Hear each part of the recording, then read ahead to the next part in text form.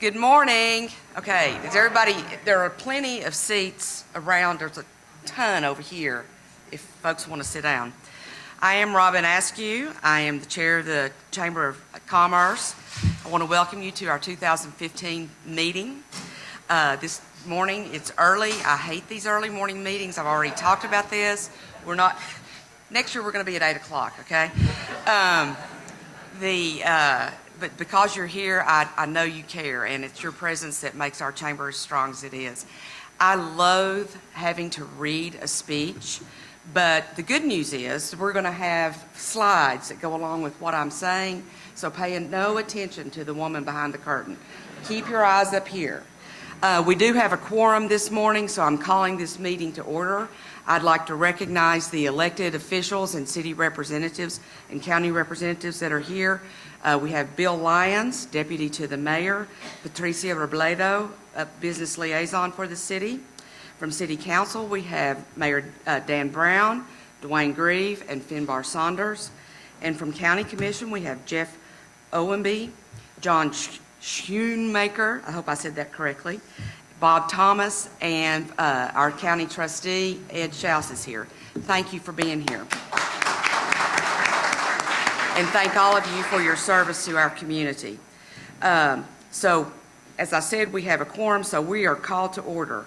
Our board members are on the first two rows here. I'd like for our chamber board members to stand and be recognized.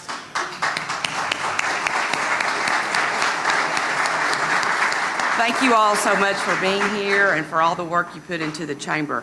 And again, I'm sorry about this. I've already been yelled at about the fact that this was at 7:30. That makes me feel good because that was my first decision, was moving the meetings to 8. But this one was already planned, so here we are. So I am going to be reading. I apologize for that. You're going to get a lot of numbers today, but hopefully you'll be entertained by the video. The Chamber's Board is a cross-section of the business community, which includes corporate officers, bank presidents, young entrepreneurs, female business owners, and minority-owned business owners. So our Chamber Board actually covers the basis, we think, of the Knox County business community. We finished our fiscal year of 2014-15 with 2,181 members. So for those of you in County Commission and City Council, I hope that that rings true to you. When we're speaking to you as the Chamber, we're representing the 2,100 businesses that are members here. And all of those people employ people in our neighborhoods. And so it's important, I think, to recognize the membership. 70% of our members employ 50 or fewer employees, and 42% employ 10 or fewer. So that's a lot of small business and large business. So we're covering the spectrum there. Part of our mission of driving regional economic prosperity can be defined in one word: jobs. It's about providing businesses and resources to spur their growth and to expand, recruiting new businesses, and ensuring that our public education system is prepared for the 21st century workforce. We don't create jobs, you do. It's the businesses and the business people that get that recognition. And I appreciate, and the Chamber appreciates, all the work that our members do to bring jobs to the region. So we're going to start with our year. I'm going to give you an overview of what we have done in 2014 and 15. Again, it's a lot of facts, it's a lot of numbers, but I don't know if you are like I was when I was a chamber member, but so many people ask me, well, so what does the chamber do anyway? You know, you guys just, put stickers on your windows and, you remember the chamber. But the reality is, this is what we do. So it's important for me, again, I hate reading, but I'm going to because I don't want to get these facts wrong. They're important, and they show what your dollars, your efforts have done. So we have 3 objectives in our newly revised or newly adopted strategic plan. Those are to engage the business community, to influence the business climate, and to strive for distinction. For the Chamber to be successful, we have to engage our membership. One of the best ways to gauge whether we've done a good job at that is our retention rate. This year, our past year, we achieved our retention rate goal of 88%. And again, that sounds, if you don't understand that most chambers are down closer to the 50% mark, This is a big deal, and our marketing staff and our membership services folks have done just a tremendous job, and I just want to thank them for that retention rate. It's huge. It's huge. Our members, new and old, know what a great job our membership services have done and how valuable their membership in the chamber is. I'm going to give you a couple of examples. New member Kennedy Coffee Services. Now, this is a new company to us, but they have been in business for 13 years, and they are a provider of coffee and spring water for office and industry in Middle and East Tennessee. Since joining the chamber in May, owner Alan Kennedy said the company has been taking advantage of our networking events. Alan said most of Kennedy Coffee's business is generated by referral, so he looks forward to coming to those networking events and making even more connections. Today we have Gene Belcher from Kennedy Coffee here with us. If you would stand and be recognized. Thank you. Thank you for letting us share your story. Modern Supply has also benefited greatly from being actively engaged as a chamber member. This company's been a member since 1966, and while they may be nearing the 50-year mark of membership, they don't take it for granted. That company recently hosted a business after hours to celebrate the remodel of their showroom. President Pace Robinson said the event not only allowed them to show off their newly re-envisioned space, but also allowed them to attract some new clients. Pace said he looks forward to hosting similar events as well as attending more of the Chamber's educational opportunities like Bright Ideas. These are just two examples of how the Chamber has engaged our members. Some more interesting facts and figures from the last fiscal year that also help to indicate the level of member engagement. The Chamber hosted 58 events during 2014-15 fiscal year and had a total of 7,074 registrants. This included record attendance for our 11th annual Pinnacle Awards. It drew nearly 750 business leaders and their guests. Volunteers play a huge role in our daily activities. Volunteers are some of our Chamber's most engaged members. They sit on our board of directors. I know you guys are surprised you're not getting paid, but you're not. They participate in committees, contribute their time as ambassadors, and during the past year, they contributed more than 100 volunteers, contributed more than 1,670 hours to the Chamber, and so I just thank all of you for being there. I know Knoxville.com continues to grow traction in the market. Members are increasingly recognizing the importance. This is our search tool, which is an online directory which optimizes the ability to find members and to find facts and figures and to get information for you and your customers. We've seen a 44% increase over the last year with over 600,000 total views. We recently assisted 82 small businesses through the Propel program, which is led by Doug Minter. Research specialist Joe Riley responded to over 2,500 research requests during the last fiscal year. These range from folks asking for demographic information to the various lists, you all know our book of lists, to various specialized data requests. Our social media, we continue to use that. Our YouTube channel, I'm sure they were watching video of Edwards trying not to mumble, but it had 34,000 views last year. That was not in the script. And folks watch more than 150,000 minutes of video on YouTube of our organization. We also finished the year with more than 10,000 Twitter followers, and I'm still trying to get on there, and 3,500 Facebook likes. So does the Chamber influence the business climate? Yes. Probably most visible is our role in economic development. The Knoxville Chamber is the managing partner of Innovation Valley. And I know you guys hear a lot about this, but it's important that you understand it. Innovation Valley is our economic development initiative that includes Blunt Partnership, Roan Alliance, Tellico Reservoir Development Agency, Loudoun County Economic Development Agency, Anderson County Economic Development Agency, the City of Oak Ridge, and Jefferson County Economic Development.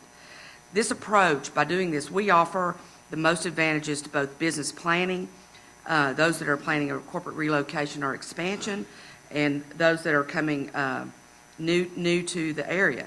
We recognize that when new jobs come to our region, the entire region benefits, not just one of those entities that's one of the members of Innovation Valley. So we do this as a team approach, and all boats rise with the tide. We also serve as the economic development arm for the city and the county. We as a chamber have separate contracts with the city and county and perform as an economic development partner with them and perform those services so that the city doesn't have to staff up there. We celebrated a record-breaking year last year in Innovation Valley. We had 7 companies that came new to the region, and a few of those highlights include Hicks Plastics, announced in March that it would be opening a new manufacturing facility in Knoxville in order to increase its supplier efficiency.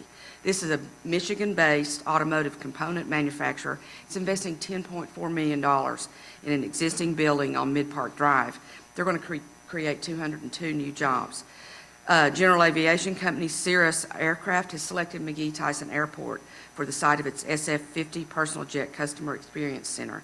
This is going to create 170 new jobs and is a $15 million capital investment.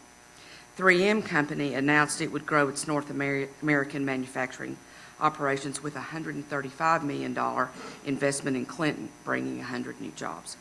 37 regional companies celebrated significant expansions over the last year. Those included South Korean automotive parts manufacturer SL Tennessee. It announced plans to invest $80 million plus in Anderson County, adding 1,000 new jobs. Coy Day, Tennessee, expanded its operations in Blount County. This is a steel and aluminum tube fitting company that will bring 32 new jobs, $10 million in capital.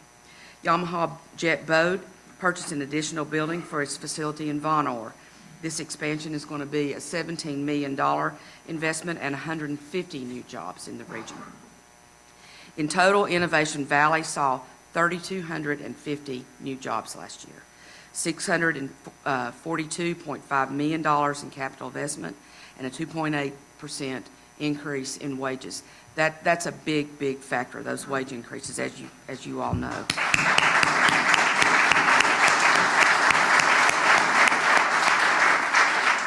Innovation Valley, in those metrics, Innovation Valley exceeded by 70%, 47%, and 71% all of its objectives. So it's thrilling.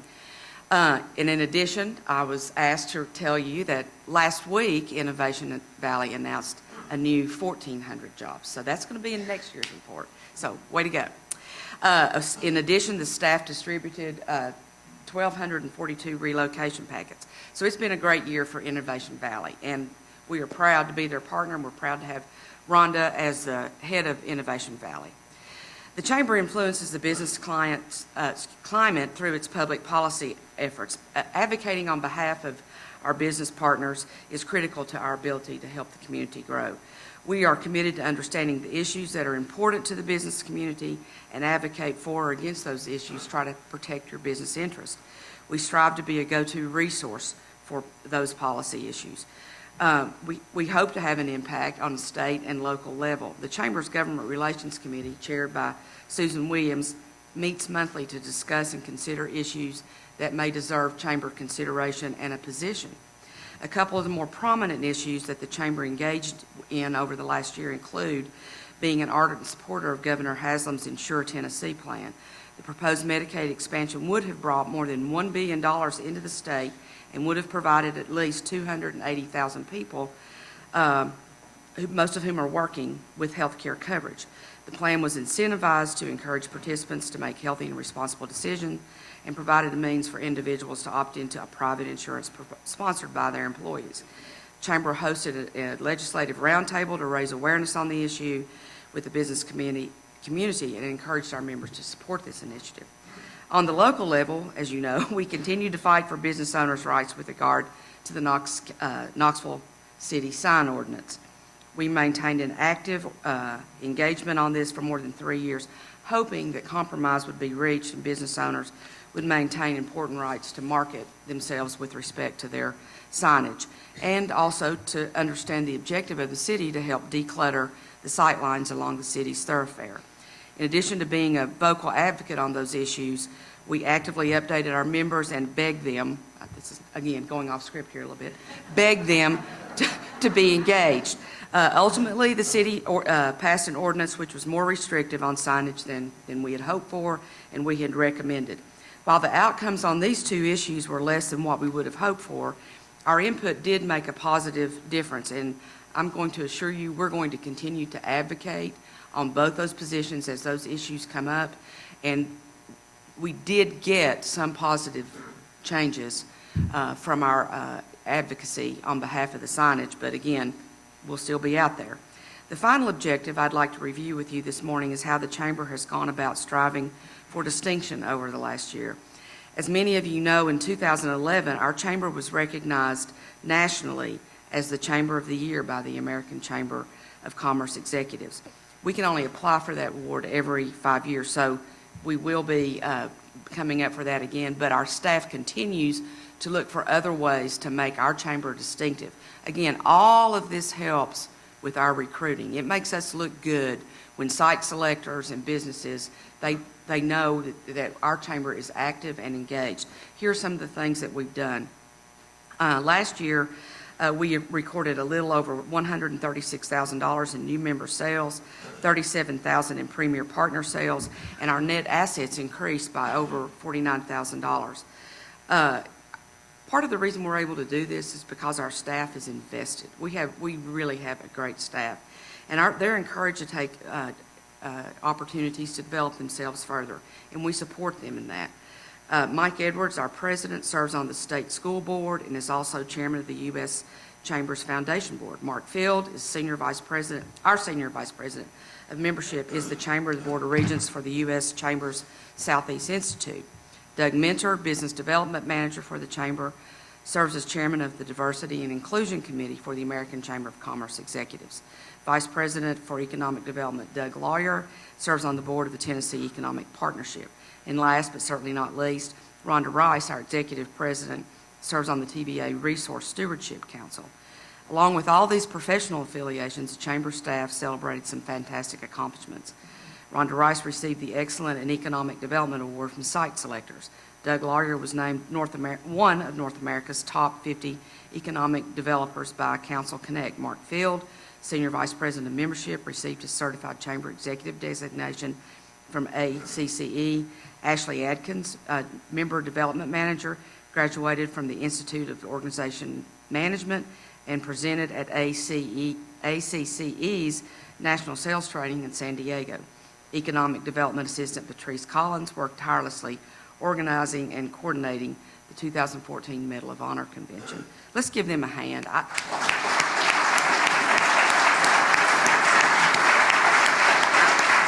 I am so proud of our staff, and I encourage you to get to know them and reach out to them on an individual level when you have needs, because I personally have never made a phone call that I have not had responded to quickly, correctly, efficiently, and professionally. They're just a great staff.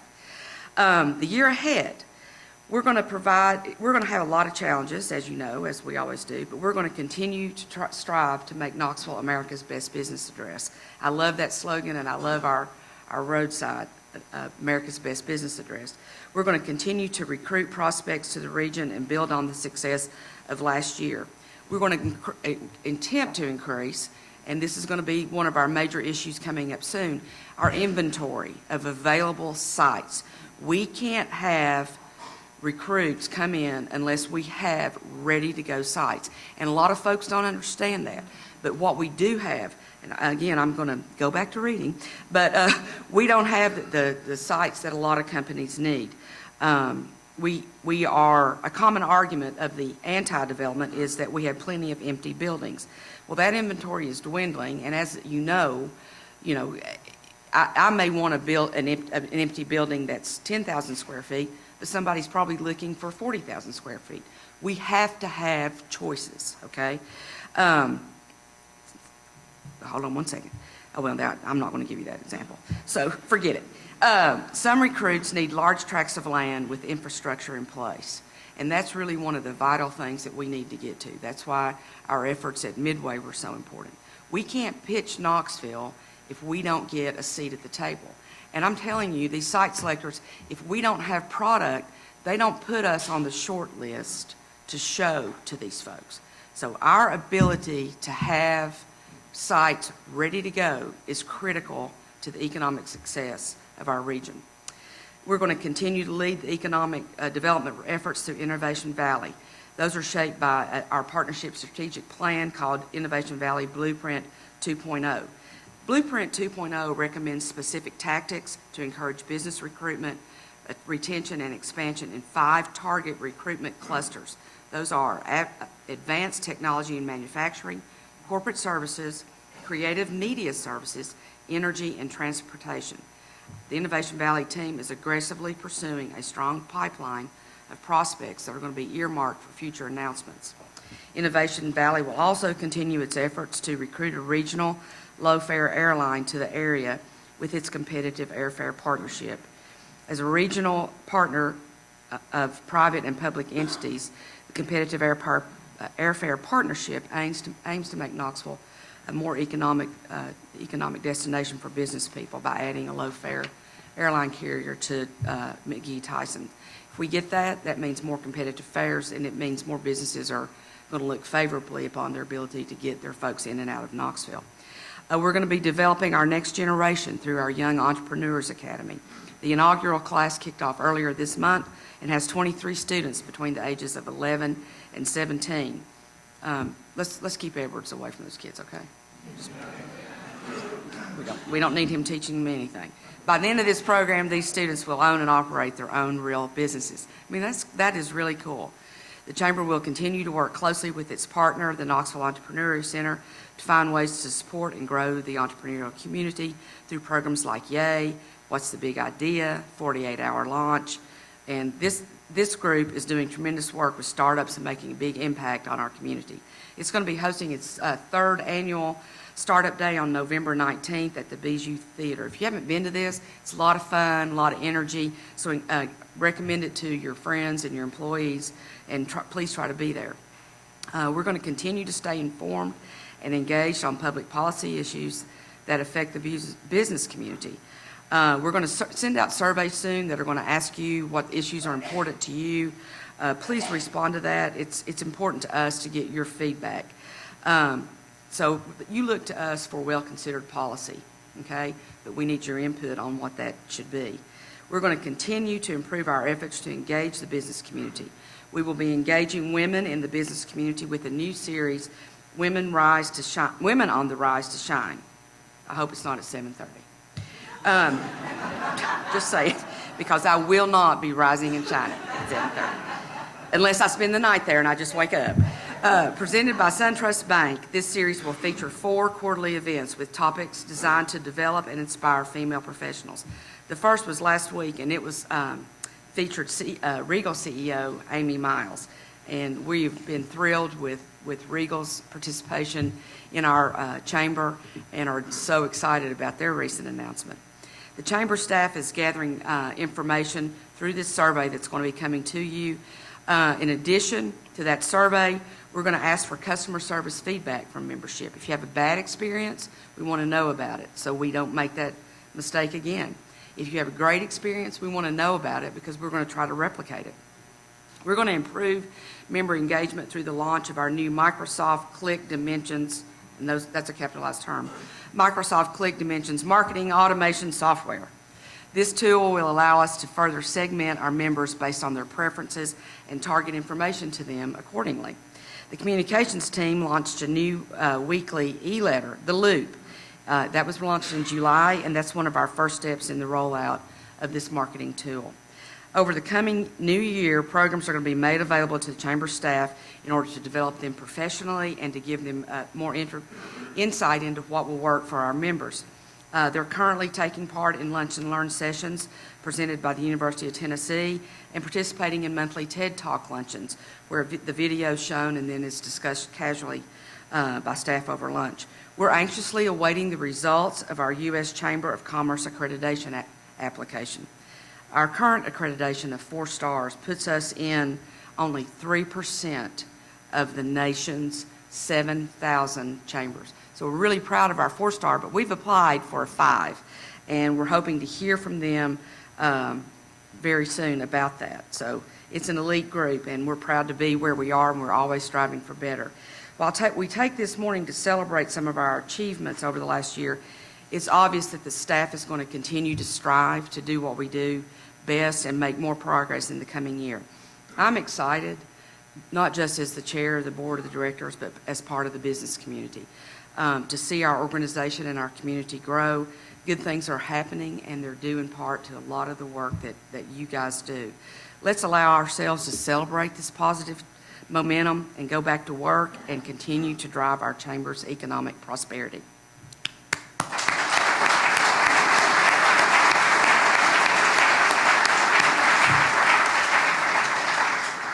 I know that Graham Thomas from Tennessee Achieves, is here this morning. And Tennessee Achieves is part of our governor's Drive to 55. That's our plan for Tennesseans for the workforce. Tennessee Achieves needs still 126 mentors from the city, Knox County. So the time commitment is nominal, but this impact that you can make if you make this commitment is substantial. If you're not already signed up to be a mentor, I strongly encourage you to do that. It's really going to make a difference. And our governor and Tennessee Achieves, it's part of what's putting us on the map and making our state such a strong place for businesses to come. You can go to tnachieves.org and check this out. But again, if you can't do it, look for somebody within your organization that could actually be a mentor. It's important, and it doesn't take that much time, and it makes a big difference to the folks that are in this program.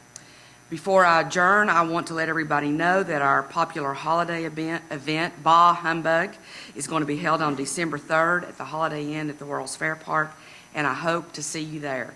Thanks again for being here this morning, and I hope you all have a great rest of the day and rest of the year. See you on December 3rd. Thank you for coming. We're adjourned.